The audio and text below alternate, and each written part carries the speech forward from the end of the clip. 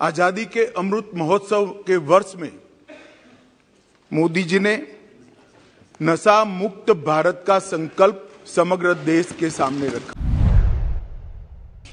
मैं सदन को फिर से एक बार आश्वस्त करना चाहता हूं कि नरेंद्र मोदी सरकार की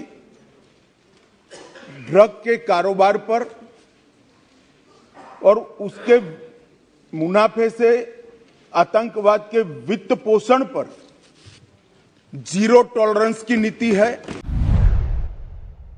लोकसभा में अमित शाह की हुंकार, नशे पर प्रहार, ड्रग्स के खिलाफ रण, मोदी सरकार का प्रण, ड्रग्स पर जोरदार प्रहार, खत्म होगा काला कारोबार, शाह की सौगंध, ड्रग्स पर जीरो टॉलरेंस की नीति।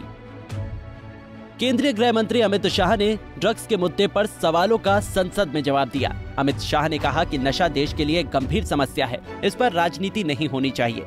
केंद्र सरकार ड्रग्स और आतंकवाद पर जीरो टॉलरेंस नीति के साथ काम कर रही है।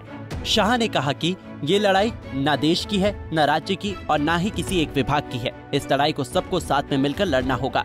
बॉर्डर पर भी ड्रग्स की एंट्री को रोकना पड़ेगा। नार्को विभाग और राज्य की सभी एजेंसियों को एक पेज पर रहकर काम करना होगा।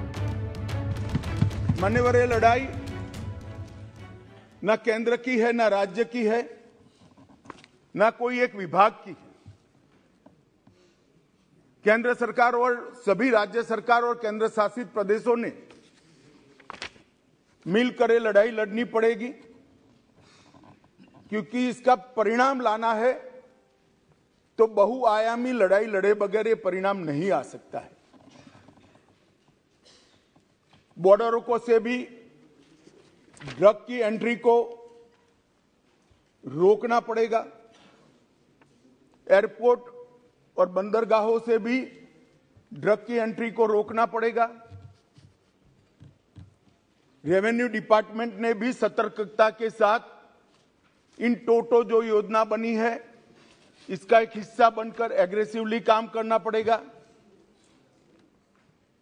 नारकोटिक्स कंट्रोल ब्यूरो और राज्य की एंटी नारकोटिक्स सारी एजेंसियों ने भी एक पेज पर रहकर काम करना पड़ेगा। गृह मंत्री ने कहा कि ड्रग्स इतनी गंभीर समस्या है, इससे हमारी नस्लें बर्बाद हो रही हैं, जिसके ट्रेड से होने वाली आय से आतंकियों को मदद मिलती है। मैं सदन को फिर से एक बार आश्वस्त करना चाहता हूं कि मोदी सरकार ड्रग्स के कारोबार पर जीरो टॉलरेंस रणनीति पर काम कर रही है। ड्रग्स का प्रचार प्रसार हमारी नस्लों को खराब करता है। जो देश भारत में आतंकवाद फैलाने की कोशिश कर रहे हैं वो ऐसा करते हैं।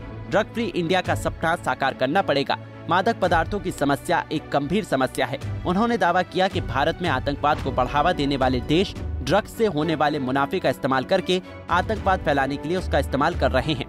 ड्रग्स का खतरा एक गंभीर समस्या है जो पीढ़ियों को नष्ट कर रहा है। हमारी आने वाली नस्लों को खोखला करता है, लाखों लाखों परिवारों को बर्बाद करता है और कई प्रकार के सामाजिक दूषण भी, कानून और व्यवस्था से जुड़े हुए भी इससे खड़े होते हैं।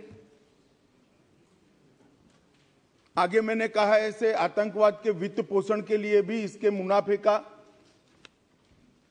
जो देश भारत में आतंकवाद को बढ़ाना चाहते हैं, समर्थन देना चाहते हैं, वो इसका उपयोग करते हैं और देश के अर्थतंत्र के अंदर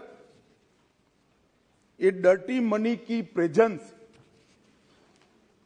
देश के अर्थतंत्र को भी खोखला करती है। इसलिए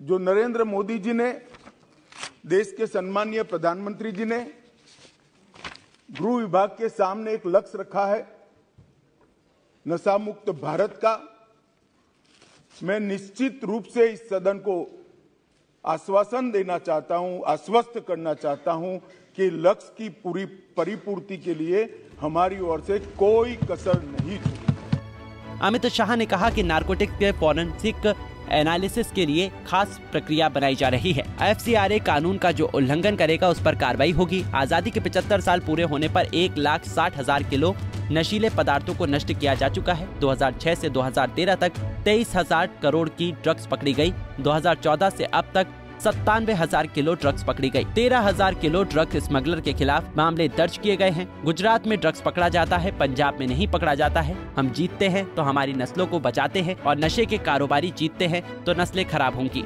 आज के दौर में नशा मुक्त भारत बनाना सरकार के लिए एक बड़ी चुनौती है। आज के दौर में नशा मुक्त भारत बनाना सरकार के लिए एक बड़ी चुनौती है। Bureau report, Punjab Kesari TV. हमसे जुड़े रहने के लिए हमारे YouTube चैनल को सब्सक्राइब करें और नई वीडियो की नोटिफिकेशन के लिए बेल आइकॉन को दबाएं।